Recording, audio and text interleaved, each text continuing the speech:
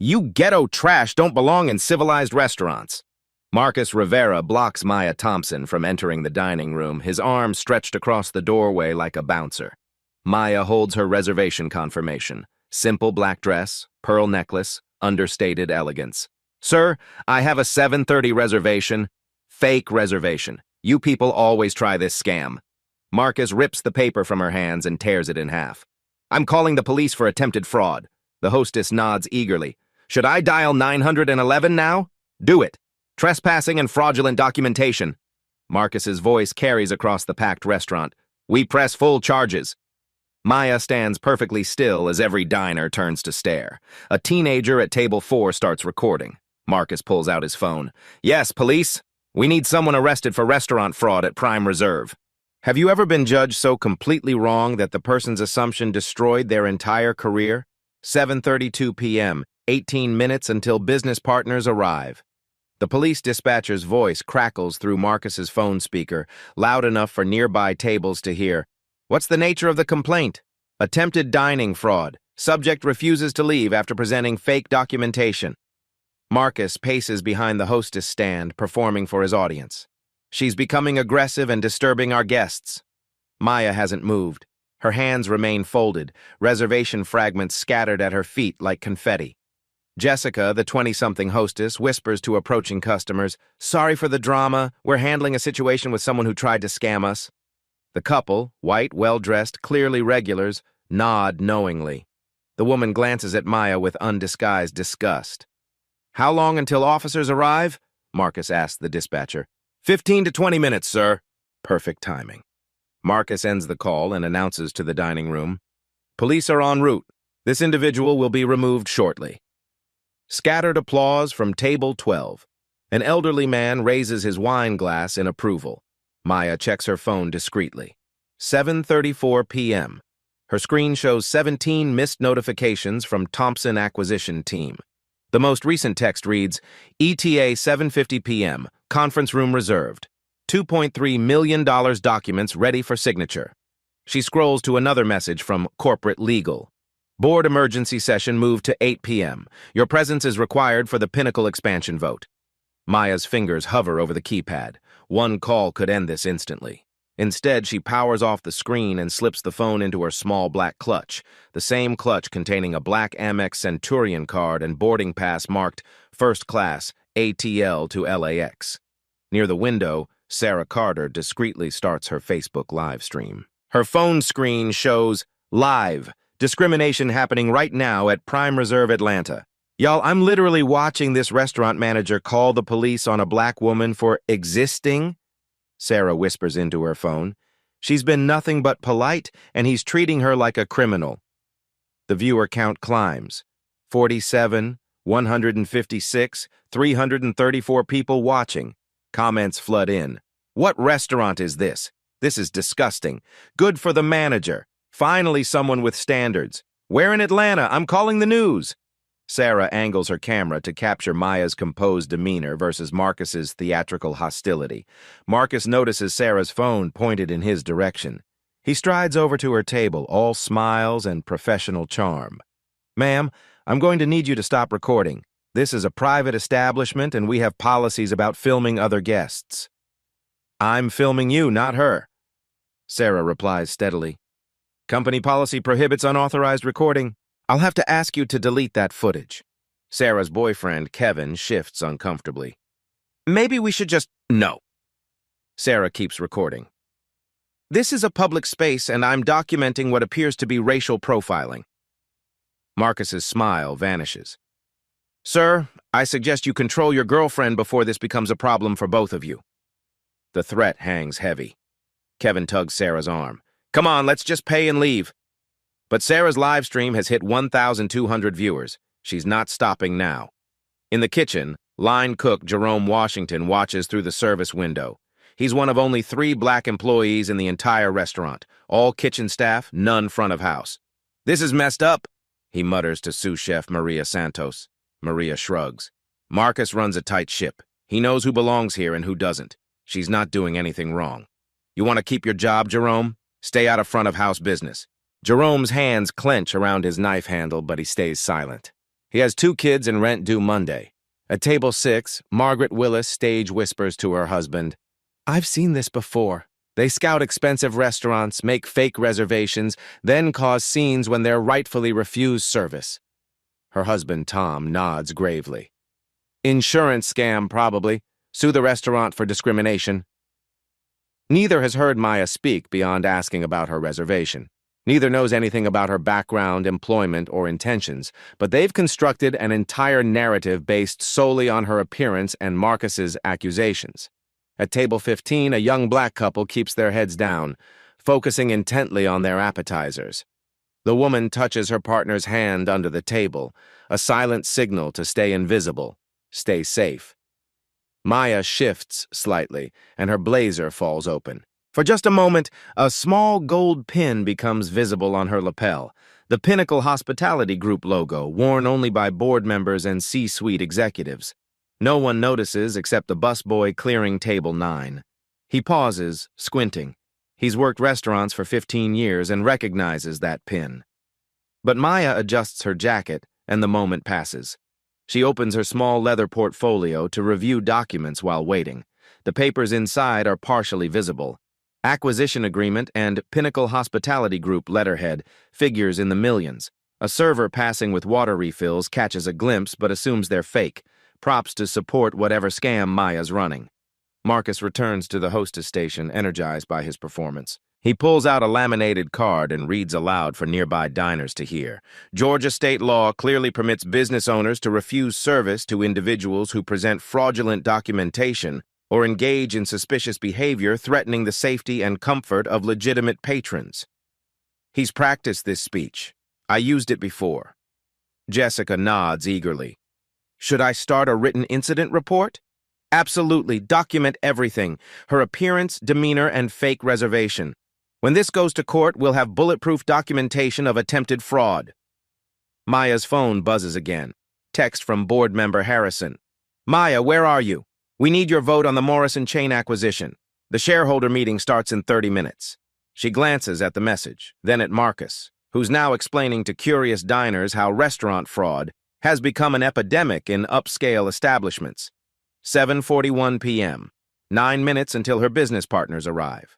19 minutes until the board meeting that will determine whether Pinnacle Hospitality Group acquires 3 new restaurant chains. Maya closes her portfolio and stands, smoothing her simple black dress. Every eye in the restaurant tracks her movement. Marcus smirks triumphantly. Finally ready to leave before the police arrive? Maya meets his gaze directly for the first time. Her voice stays level, almost gentle. I'd like to use your restroom while I wait. Absolutely not. Restrooms are for paying customers only. The humiliation lands like a physical blow. Sarah's live stream viewer count hits 2,847. Comments explode across the screen. Maya nods once and remains standing, perfectly still, in the center of the restaurant's main dining room. Waiting. 7:43 p.m. Maya stands motionless in the restaurant's center, creating an unwitting stage. Conversations resume in hushed tones, but every glance drifts back to her. Marcus circles her like a predator, energized by the audience. Ma'am, I've asked you politely to wait outside for the police. Your continued presence is disrupting our establishment. I'm not disrupting anyone. Maya's voice carries clearly across the dining room. I'm simply standing here. Loitering is illegal. Trespassing is illegal. Marcus pulls out his phone again. I'm calling back to upgrade this to a priority response. He dials, speaking loudly enough for everyone to hear. Yes, this is Marcus Rivera at Prime Reserve again. The subject is now refusing direct orders to leave. She's becoming increasingly hostile, and I'm concerned for our staff's safety. Maya hasn't moved a muscle. Her hands remain clasped, her posture relaxed. The dispatcher's voice crackles through. Has she made any threats or aggressive movements? Marcus doesn't hesitate. She's using intimidation tactics, standing in our main walkway, glaring at customers, creating a hostile environment. We need units here immediately. Sarah's live stream explodes with comments. The viewer count hits 4,200 and climbing. OMG, he's lying. She's literally just standing there. This manager is insane. Someone get this viral. Assistant Manager Kelly Davidson emerges from the back office, drawn by the commotion. She's young, ambitious, and completely loyal to Marcus. "What's the situation?" Kelly asks, though she's clearly been briefed. "Attempted fraud, now escalated to trespassing and intimidation." Marcus hands her a clipboard. "Start documenting everything for the police report." Kelly begins writing, narrating loudly. 7:44 p.m. Subject continues aggressive posturing in the main dining area despite multiple requests to leave. Customers expressing concern for their safety. No customer has expressed any such concern, but several nod agreement anyway. The security guard, Tom Phillips, arrives from his rounds in the parking garage. He's a 50-something former cop with tired eyes and a slight limp. Marcus waves him over urgently. "Tom, we need this individual removed immediately. She's trespassing and intimidating our guests." Tom looks at Maya, then at Marcus, clearly uncomfortable. "Has she done anything actually threatening?" "She's refusing to leave private property after being asked repeatedly. That's textbook trespassing." Tom approaches Maya cautiously. "Ma'am, I'm going to have to ask you to step outside while we sort this out." Maya turns to face him directly. "I have a reservation for 7:30. I arrived on time. I've committed no crime. Ma'am, the manager has the right to refuse service. If you don't leave voluntarily, the police will arrest you for trespassing." "Then I'll wait for the police to explain the law to me." Tom's radio crackles. He steps away to answer, speaking quietly. When he returns, his expression has changed. "Units are about 8 minutes out," he announces. Marcus claps his hands together. "Excellent. Ma'am, you have 8 minutes to reconsider your decision before this becomes a criminal matter." Maya checks her phone. 7:46 p.m. Her business partners arrive in 4 minutes. At table 12, the elderly gentleman who'd applauded earlier stands up. "Young lady, you're embarrassing yourself. Accept reality and leave with dignity." His wife nods vigorously. "There are plenty of other restaurants that would welcome you." Maya turns toward them.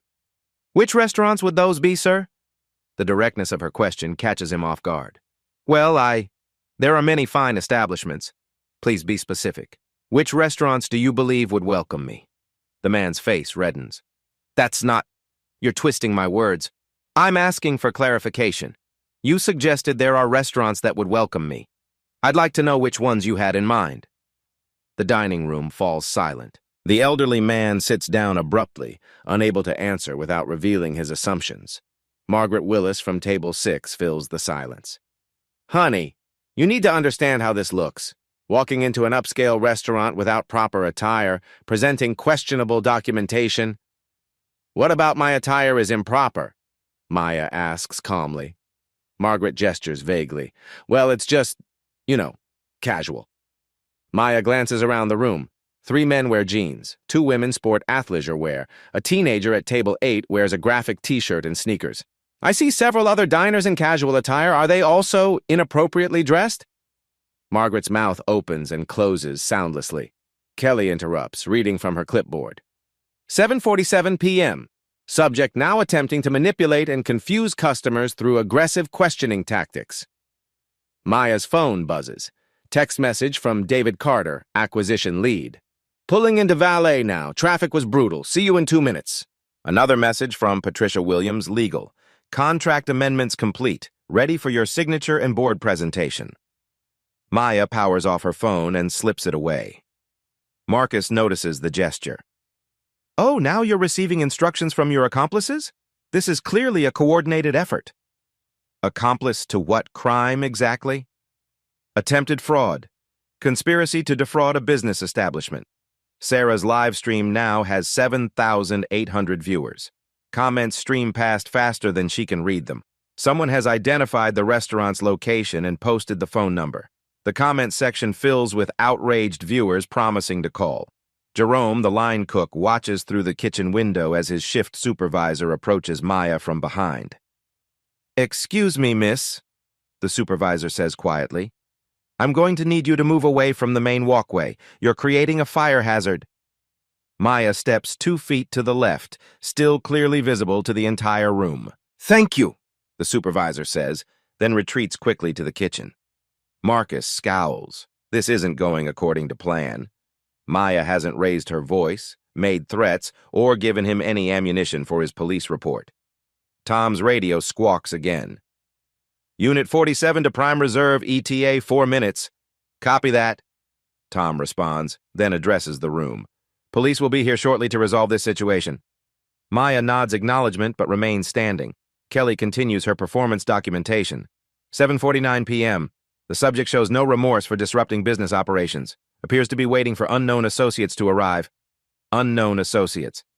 Maya almost smiles at the accuracy. A black Tesla Model S pulls into the valet station outside. Through the floor-to-ceiling windows, everyone watches as a distinguished black man in an expensive suit emerges, followed by an impeccably dressed Asian woman carrying a briefcase. Marcus glances outside, then back at Maya. Are more of your friends trying the same scam? The valet hurries to greet the new arrivals with obvious deference. The man tips generously and says something that makes the valet nod eagerly. Maya's phone vibrates once more. Text from David. We're here. Table under Thompson? She doesn't respond. I don't need to. The restaurant's front door opens. David Carter and Patricia Williams enter, their presence immediately commanding attention. David's suit probably costs more than Marcus makes in a month. Patricia's briefcase bears the distinctive logo of a high-end legal firm. They scan the dining room, spot Maya immediately, and begin walking toward her. Marcus steps forward to intercept them. Excuse me, we're dealing with a situation here. You'll need to wait at the hostess station. David looks at Marcus with mild confusion. We have a reservation. Thompson party for 3. Jessica, the hostess, scrambles to check her book. I don't see... Patricia opens her briefcase and produces a confirmation email on letterhead. Reservation confirmed yesterday.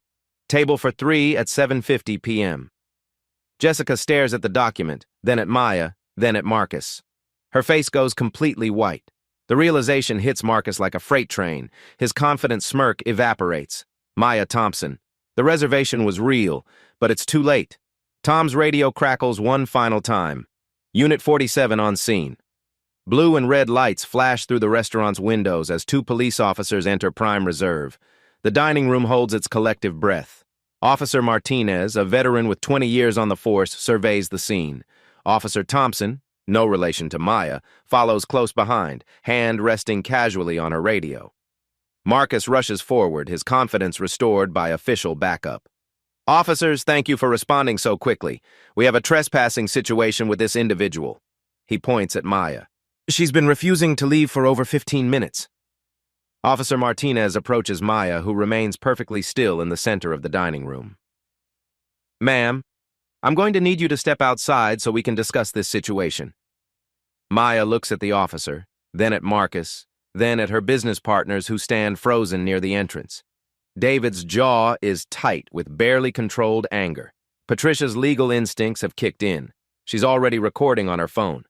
Officer, before you proceed, I need to make a phone call. Marcus interjects. She's been making calls to accomplices all evening. This is clearly a coordinated... Maya raises one hand, silencing him with a gesture so naturally authoritative that Marcus stops mid-sentence. Something shifts in the room's energy. She retrieves her phone and dials a number. The call connects immediately. This is Maya Thompson, board chair of Pinnacle Hospitality Group. Her voice carries across the restaurant with crisp clarity. I need an emergency conference call with all regional VPs, the legal department, and corporate security. We have a code red situation at one of our properties. The silence is deafening. Marcus's face drains of color like water from a bathtub. Kelly drops her clipboard. It hits the marble floor with a sharp crack. Officer Martinez's eyebrows raise. Ma'am, did you say Pinnacle Hospitality Group? Yes, officer, I'm the chairman of the board. This restaurant is one of 847 properties in our portfolio. Maya's thumb moves across her phone screen. I'm activating our crisis management protocol. She places the call on the speaker. A crisp voice fills the restaurant. Maya, this is Linda Harrison, VP of Operations. We have the board standing by. What's the situation? Maya's eyes lock onto Marcus, who looks like he's about to vomit. Linda, I'm conducting an unannounced quality assessment at Prime Reserve Atlanta. The manager, Marcus Rivera, has just had me detained by police for attempting to use our restaurant services while black. Gasps ripple through the dining room. Sarah's live stream viewer count explodes past 15,000. Linda's voice sharpens. Please repeat that, Maya. Mr. Rivera accused me of presenting fraudulent reservation documentation, called me ghetto trash, and informed police that I was attempting to defraud the establishment. He's currently trying to have me arrested for trespassing. The speaker crackles with activity. Multiple voices can be heard in the background. Get legal on the line immediately. Pull the personnel files. Someone calls media relations. Marcus finds his voice, though it comes out as a croak. Miss Thompson, I had no idea. Maya doesn't acknowledge him. She continues speaking to her corporate team. I have approximately 50 witnesses, including a live social media stream with over 15,000 viewers. Everything has been documented. Officer Martinez steps forward. Ma'am, can you provide identification confirming your position? Maya opens her small clutch and produces her corporate ID card, followed by her black Amex Centurion card. Patricia approaches and hands the officer a business card. Officer, I'm Patricia Williams, senior partner at Williams, Carter & Associates. We're Miss Thompson's legal counsel. We were scheduled to meet here tonight to finalize a $2.3 million acquisition of 3 restaurant chains. Officer Thompson examines Maya's ID carefully. This appears legitimate. Ma'am, what exactly happened here tonight? Before Maya can respond, David Carter steps forward, his voice tight with controlled fury. Officer, I've been watching this travesty unfold for the past 5 minutes.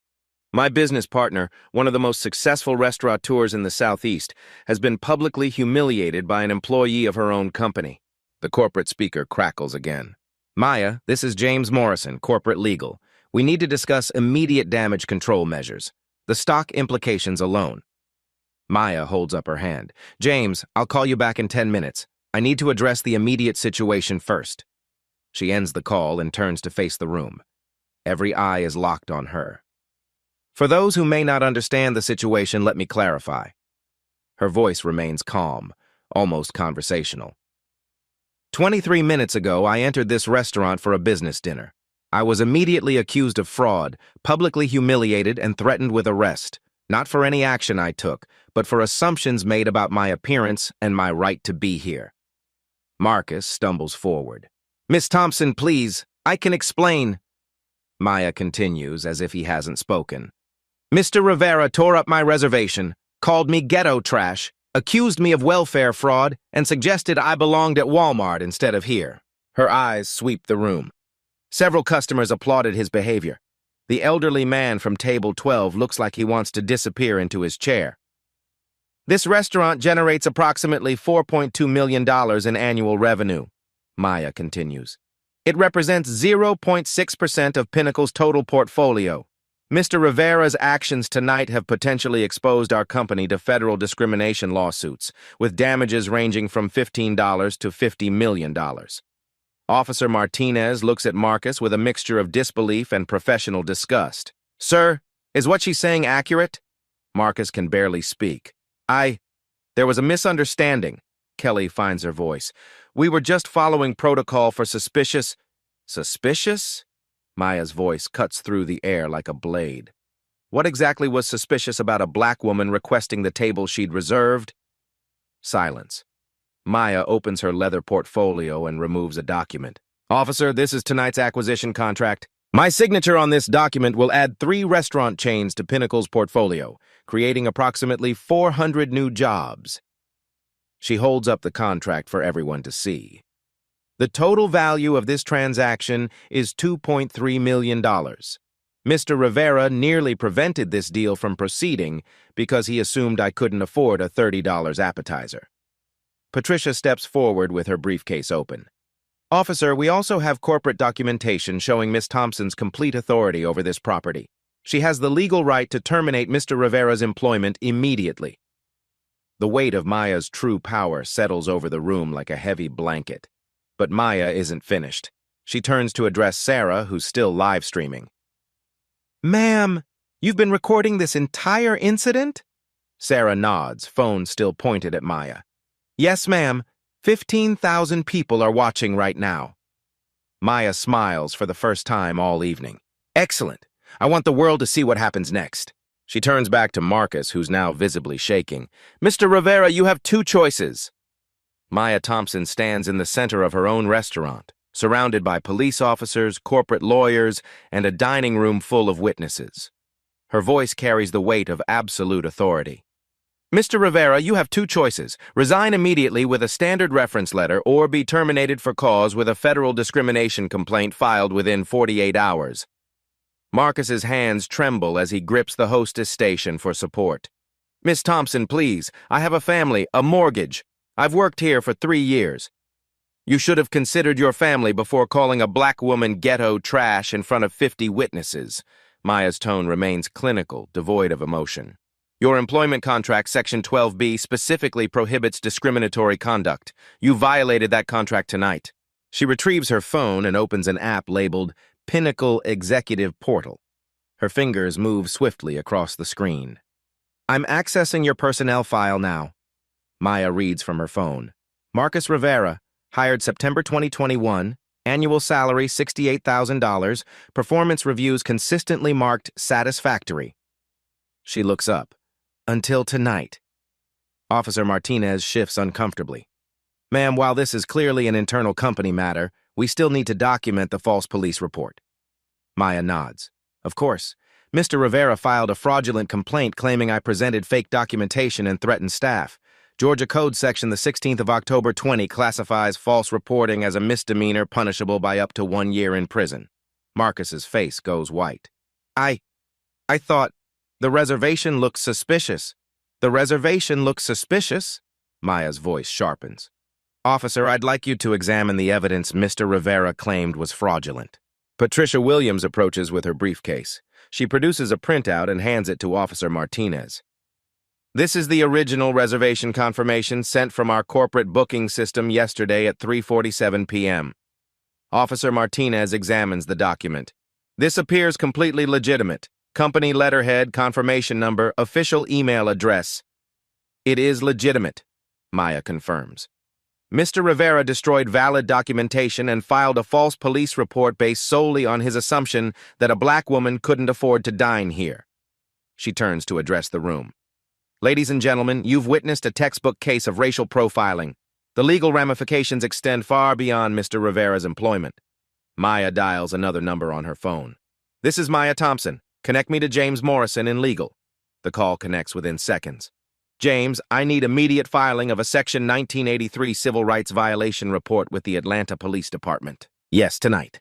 We have multiple witnesses and video documentation. James Morrison's voice carries through the speaker. Maya, the board is recommending immediate termination for Mr. Rivera and a company-wide discrimination review. Stock price protection protocol is already active. Agreed. Also initiate our crisis communications plan. This incident is being live-streamed to over 16,000 viewers. Sarah waves her phone. 17,000 now, and someone shared it to Twitter. It's going viral. Maya acknowledges Sarah with a nod, then continues her call.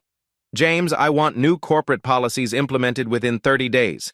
Every property gets mandatory bias training, anonymous reporting systems, and quarterly discrimination audits. Kelly Davidson, who's been standing frozen with her clipboard, finally speaks. Miss Thompson, I was just following Mr. Rivera's lead. I didn't know. Maya turns her attention to Kelly. Miss Davidson, you actively participated in filing false documentation. You wrote that I was using intimidation tactics and creating a hostile environment. Those statements were fabricated. Kelly's voice cracks. I thought, Marcus said you thought what Marcus told you to think. You never observed my behavior independently. Maya's tone softens slightly. Miss Davidson, you're young and inexperienced. You'll receive a written reprimand and mandatory bias training. Consider this a learning opportunity. Relief floods Kelly's face. Thank you, Miss Thompson. I'll do better, I promise. Maya turns to Tom Phillips, the security guard. Mr. Phillips, you showed appropriate restraint throughout this incident. Your conduct was professional and measured. Tom nods gratefully. Thank you, ma'am. I knew something felt off about the whole situation. The restaurant's phone begins ringing constantly. Jessica, the hostess, looks around helplessly before Maya gestures for her to ignore it. That's likely media outlets and angry customers, Maya explains to Officer Martinez. This incident will require significant reputation management. She opens her phone's calculator app and begins entering figures. Let me quantify the potential damage, officer. Prime Reserve's annual revenue, $4.2 million. Pinnacle's total portfolio value, $2.8 billion. Federal discrimination lawsuit settlements typically range from $15 to $50 million for publicly documented cases. Officer Thompson looks up from taking notes. Ma'am, those are significant numbers. They are. But the real cost isn't financial, it's human. How many other customers has Mr. Rivera treated this way? How many potential employees were never hired due to his biases? How many people avoided our restaurants because they didn't feel welcome? Maya turns to address the dining room directly. I want everyone here to understand something. What happened tonight wasn't just wrong, it was stupid. Mr. Rivera cost this company millions of dollars because he couldn't see past his own prejudices. Margaret Willis from Table 6 raises her hand tentatively. Miss Thompson, I apologize for my earlier comments. I made assumptions I shouldn't have made. Mrs. Willis, your assumptions were based on the same biases that informed Mr. Rivera's actions. The difference is, you have the opportunity to learn from this experience. Maya opens her phone again and places another call. This is Maya Thompson calling the Atlanta Journal-Constitution newsroom. I need to speak with your business editor regarding a major discrimination incident at a Pinnacle hospitality property. The call connects immediately. This is Michael Torres, business editor. Mr. Torres, I'm the board chair of Pinnacle Hospitality Group. One of my managers just attempted to have me arrested for dining while black at my own restaurant. The incident has been live-streamed to over 18,000 viewers. Michael's voice sharpens with interest. Miss Thompson, can you hold for 30 seconds? I'm putting you on speaker with our legal correspondent. Maya covers her phone and addresses the room. Local media is now aware. This story will be front-page news tomorrow. Marcus Rivera's face turns ashen. The full scope of his catastrophic mistake is becoming clear. Maya returns to her call. Mr. Torres, I'm sending you documentation of tonight's events, including video evidence and witness statements. This represents a significant case study in corporate discrimination response. She ends the call and immediately dials another number. Linda Harrison, VP Operations. Linda, I need you to coordinate with our PR firm immediately. Full disclosure strategy, proactive media engagement, and complete transparency about our corrective measures. Linda's voice comes through clearly. Maya, I'm already on it. Barbara Carter from Morrison Strategic Communications is standing by. We're preparing a comprehensive statement for release within 2 hours. Maya's phone buzzes with a text from David Carter. Board meeting starts in 15 minutes. Morrison acquisition still on track? Maya shows the message to Patricia, who nods. Officer, how much longer will this take? We have a time-sensitive business matter to conclude. Officer Martinez closes his notepad. I think we have everything we need. Mr. Rivera, you'll need to come to the station to sign an amended statement. Ma'am, he addresses Maya, we apologize for any inconvenience. Maya shakes both officers' hands. Thank you for your professionalism. This incident reflects on Mr. Rivera's judgment, not yours. As the officers prepare to leave, Marcus makes one final plea. Miss Thompson, please. I have 2 children. My wife is pregnant. I can't lose this job. Maya studies him for a long moment. The restaurant holds its breath. Mr. Rivera, your children will grow up in a world where their worth isn't determined by their appearance. Tonight, you taught them and everyone here that actions have consequences. Her voice remains steady. You may collect your personal belongings from the office. Security will escort you from the premises. Tom Phillips steps forward. Ma'am, I'll handle that. Maya opens her calculator app again. Let me share some additional figures with everyone present. Mr. Rivera's actions tonight potentially cost Pinnacle Hospitality Group $3.2 million in immediate PR crisis management, $8.7 million in potential lawsuit settlements, and approximately $15 million in projected revenue loss from reputation damage. She looks directly at Marcus. Your annual salary was $68,000. Your discrimination just cost my company 338 times your yearly earnings. The mathematical precision of the devastation silences the room. Maya turns to the dining room one final time. Ladies and gentlemen, Prime Reserve will remain open for business.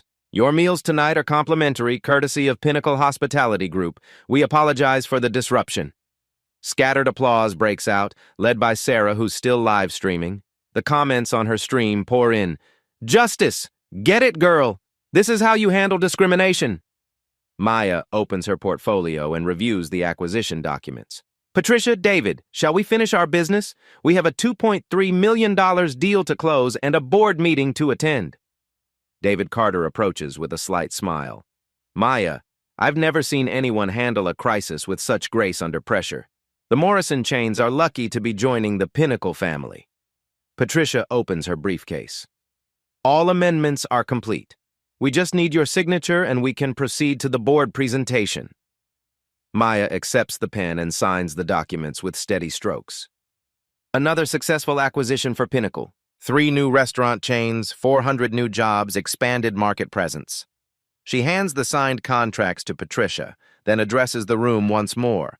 Discrimination isn't just morally wrong, it's bad business. Tonight proved that. Marcus Rivera walks toward the back office, his career in ruins, escorted by Tom Phillips. His discrimination cost him everything. Maya Thompson straightens her simple black dress and prepares for her board meeting, 8:15 p.m.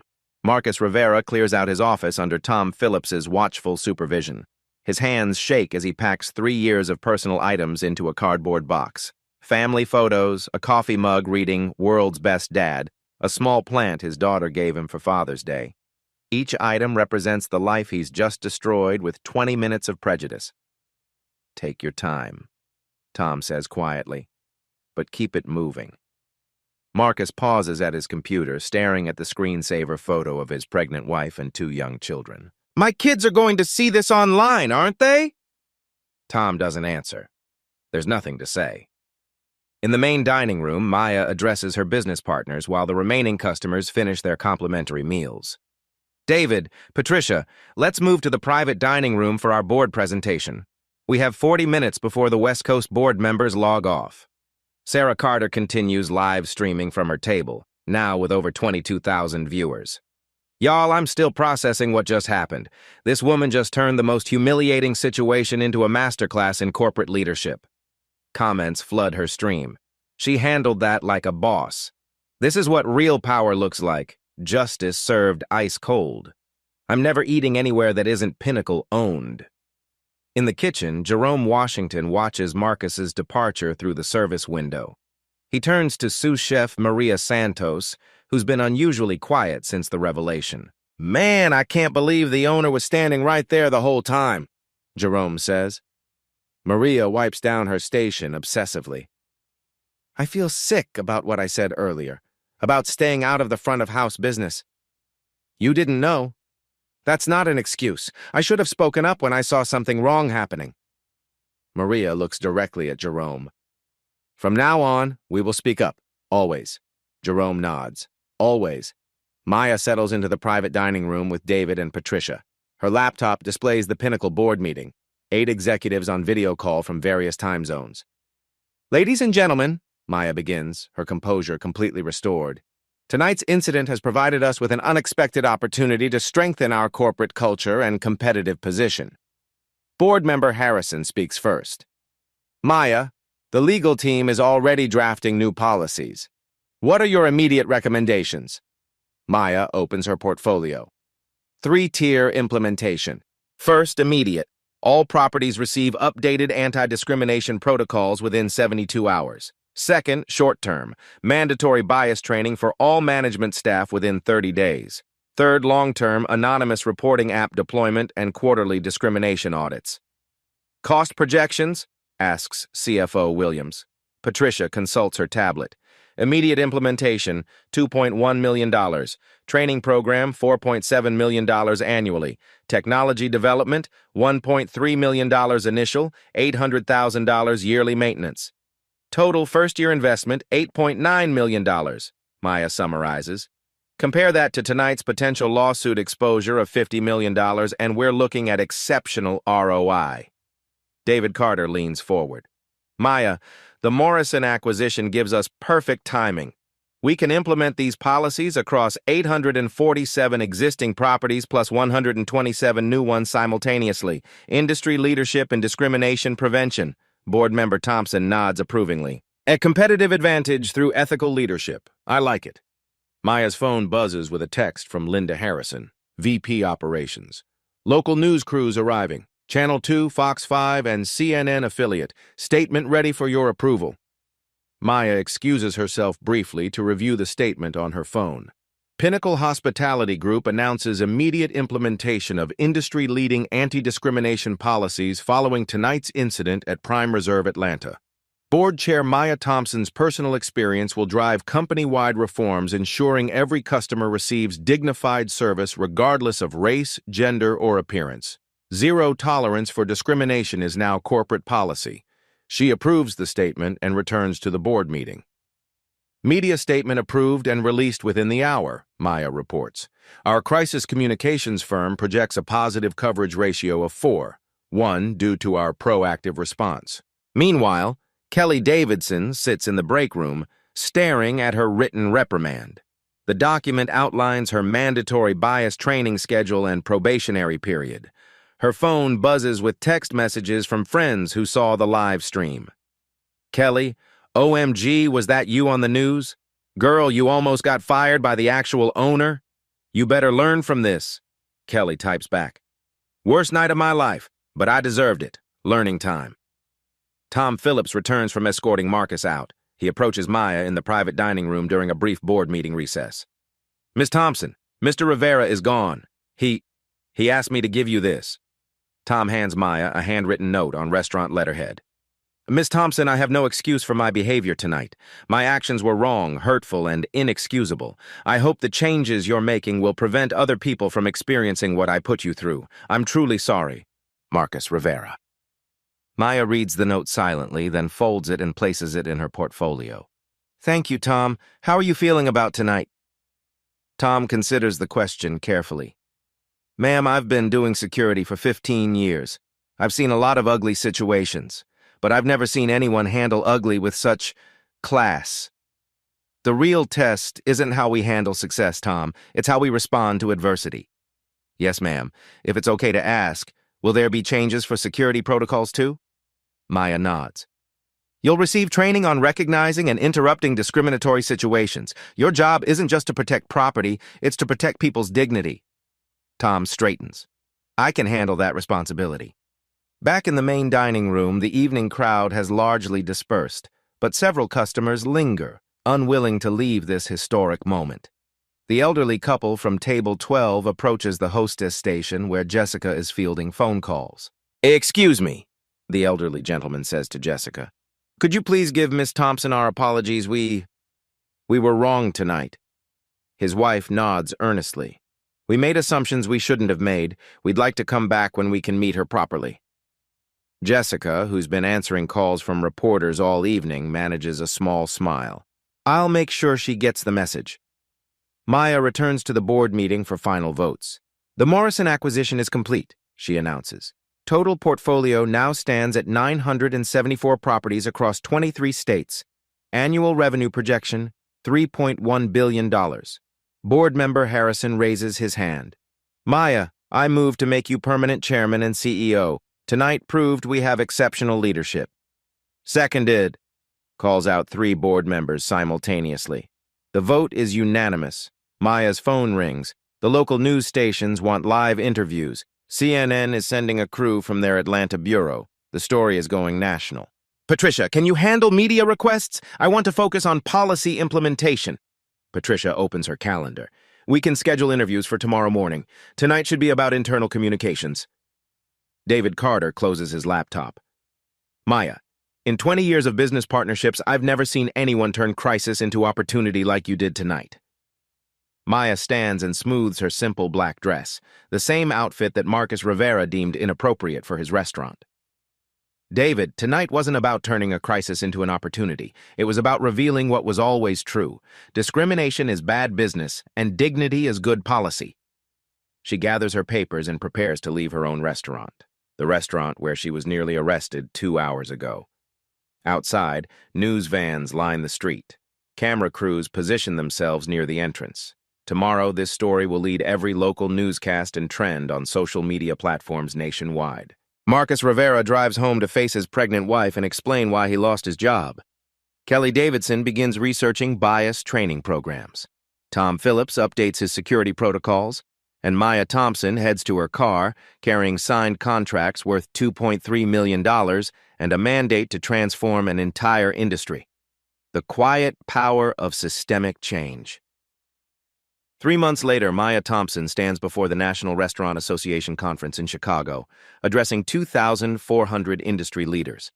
Her keynote speech, Dignity as Strategy: How Anti-Discrimination Policies Drive Profit, has drawn the largest conference attendance in 5 years. That night at Prime Reserve Atlanta changed more than one man's career, Maya tells the packed auditorium. It transformed how an entire industry thinks about customer service, employee training, and corporate responsibility. The pinnacle Dignity First policy has been adopted by 17 competitor restaurant chains. The anonymous reporting app, Equality Watch, has processed over 3,200 customer feedback reports across the industry, leading to corrective action in 847 documented cases. Maya's story has become a Harvard Business School case study titled Leadership Under Fire: Transforming Discrimination into Systemic Change. She guest lectures quarterly, teaching MBA students that true power lies not in revenge, but in creating systems that prevent others from experiencing injustice. Marcus Rivera now works at a small family restaurant in suburban Atlanta, earning $32,000 annually, less than half his previous salary. His wife delivered their third child 2 weeks ago.